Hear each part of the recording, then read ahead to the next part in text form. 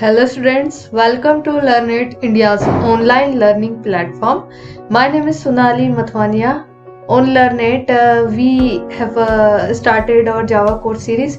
So it is a second part of our Java course series. So in this video, we are going to discuss the difference between C++ and Java. So चलिए start करते हैं. ठीक है, समझते हैं what is the difference between C++ and Java थी। C plus plus जो language थी पुरानी लैंग्वेज थी, ठीक है, ओल्ड लैंग्वेज थी।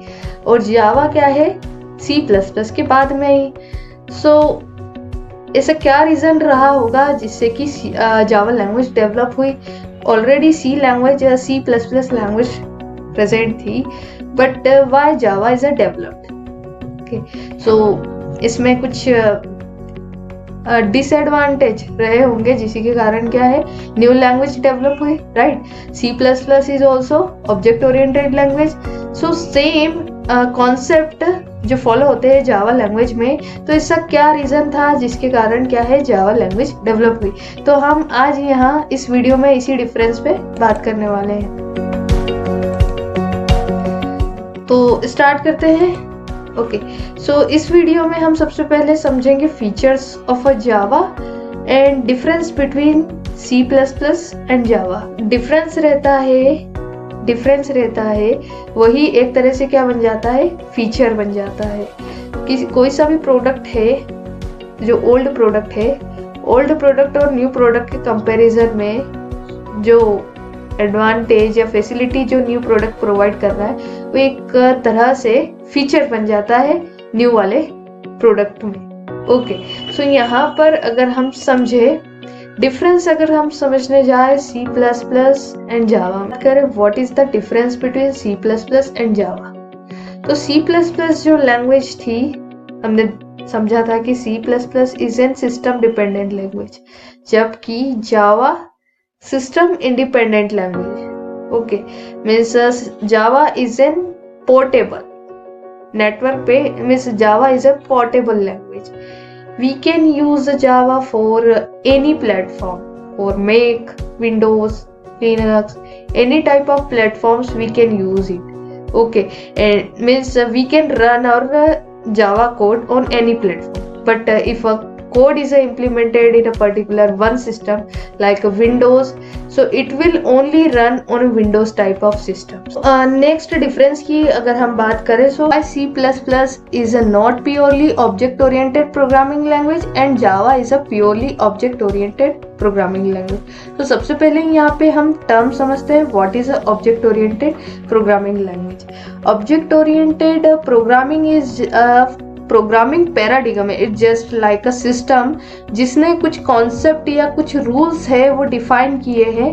एक जनरल लैंग्वेज है, एक जनरल सिस्टम है जिसने कुछ कॉन्सेप्ट या रूल्स डिफाइन किए हैं। जो लैंग्वेज इस सिंटेक्स या रूल्स या कॉन्सेप्ट को फॉलो करती है वो क्या कहलाती है, ऑब्जेक्ट ओरिएंटेड लैंग्वेज कहलाती है।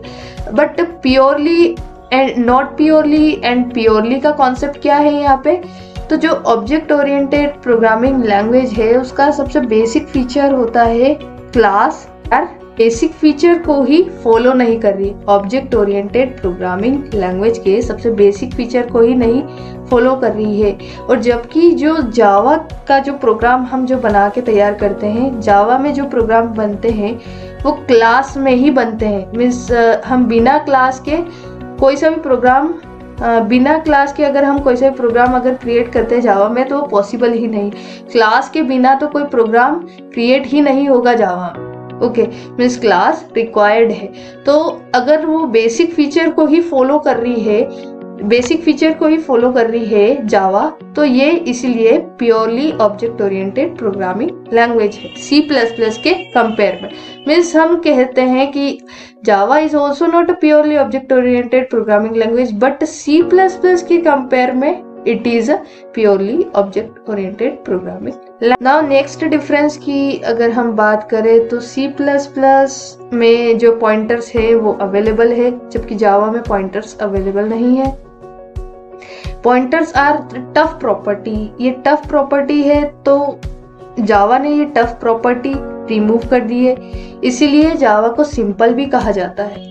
Okay, and the second reason is also that Java is also secure due to not using pointers. तो पॉइंटर्स का यूज नहीं करता, इसलिए जावा क्या है, सिक्योर भी है, साथ ही साथ सिंपल भी है। पॉइंटर्स क्या थी, टफ प्रॉपर्टी थी, तो जावा ने ये टफ प्रॉपर्टी को रिमूव कर दिया, इसलिए जावा सिंपल भी है और सिक्योर भी है। नेक्स्ट डिफरेंस की अगर हम बात करें तो C++ में मेमोरी अलोकेशन और जो डी अलोकेशन होता था वो कौन करता था, user, using a new and delete keyword. अब मेमोरी अलोकेशन जो होता था लाइक मीन्स अगर यूजर को अगर मेमोरी क्रिएट करनी है तो वो न्यू कीवर्ड का यूज करके मेमोरी क्रिएट करता था। बट जो डी अलोकेशन का काम था वो भी क्या है, यूजर का ही था। तो इफ बाय चांस अगर यूजर अगर भूल जाता है डिलीट करना, मेमोरी डिलीट करना भूल जाता है, तो उस टाइम पे क्या है, मेमोरी लीक जैसी प्रॉब्लम आती थी। तो जावा ने क्या है, memory allocation and memory D allocation का जो काम है वो जेवीएम को दिया। तो अब जो इसलिए means there is a difference that जो मेमोरी अलोकेशन और डी अलोकेशन होता है वो जेवीएम के थ्रू होता है जावा में, जबकि मेमोरी अलोकेशन और डी अलोकेशन जो होता है C++ में वो यूजर करता है using new and delete keyword. तो यही क्या बन जाते हैं, फीचर्स बन जाते हैं। सो जो डिफरेंस होता है ओल्ड लैंग्वेज के कंपैरिजन में न्यू लैंग्वेज में जो डिफरेंस होता है, सो जो डिफरेंस होता है वो एक फीचर बन जाता है।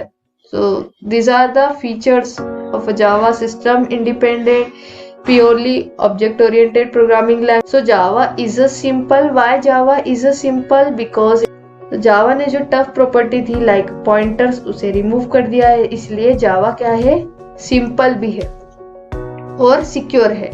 रोबस्ट का मतलब क्या होता है, तो रोबस्ट का मतलब स्ट्रॉन्ग। कोई सी भी चीज स्ट्रॉन्ग कब होती है, जब वो इंडिपेंडेंट हो, ठीक है। तो रोबस्ट किस लिए कहा जाता है, जैसे कि पहले C++ में मेमोरी अलोकेशन डी अलोकेशन का काम कौन करता था, यूजर, मीन्स यूजर पे डिपेंड रहना पड़ता था। बट जावा में मेमोरी अलोकेशन और डी अलोकेशन का जो काम है वो कौन करता है, जेवीएम, ठीक है।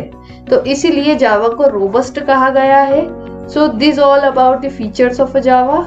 नेक्स्ट टॉपिक में हम समझेंगे how to install Java on our system. So this is all about this video. We will meet in the next video. So learn करना है तो लर्नेट पे आइए। Thanks for watching this video.